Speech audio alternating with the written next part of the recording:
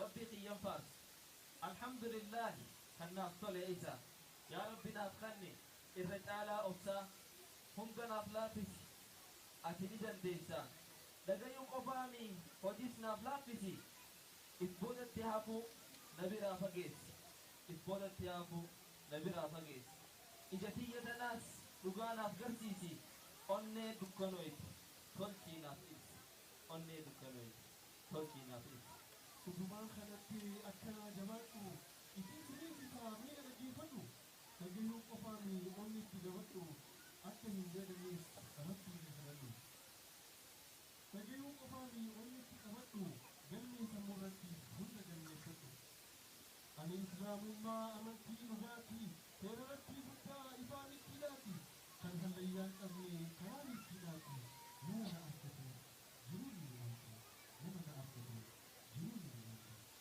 Gabroota isaatiif rabbiin alasne yeroo qabatee namni waliif galee gurraachaa fi diimaan walitti tokkoomee kan karaa hin jirre diinaan qabeele kan karaa hin jirre diinaan qabeele.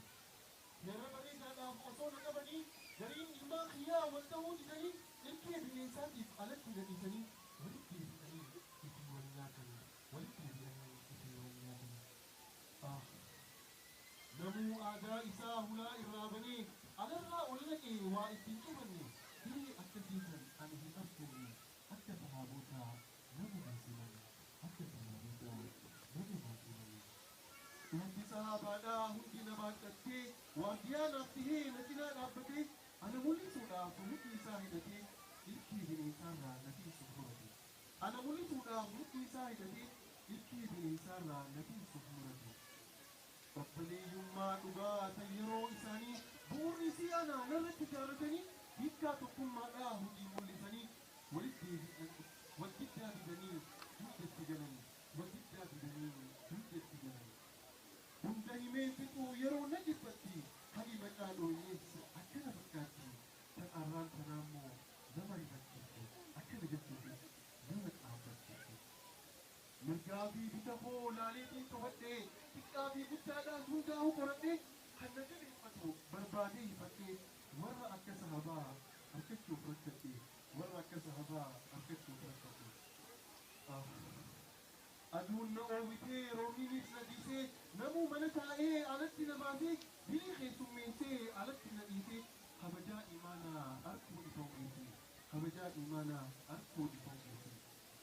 Dagamtee sobamtee narraa hin taa'in hirriiba dabuudhaa tolfachee rafee jijjiiroo dhiiftee yeroo ta'e hojii dubbii lafa dhiiftee hojii lafa dhiiftee dubbiin guddatee jijjiiroo dhiiftee yeroo ta'e hojii hojii lafa dhiiftee dubbiin guddatee. Deebisaa alloolu battala qabadhee xiyya koo kan gaaffii laalladhee darbadhee bakka irra naaf buute harkatti galfadhee.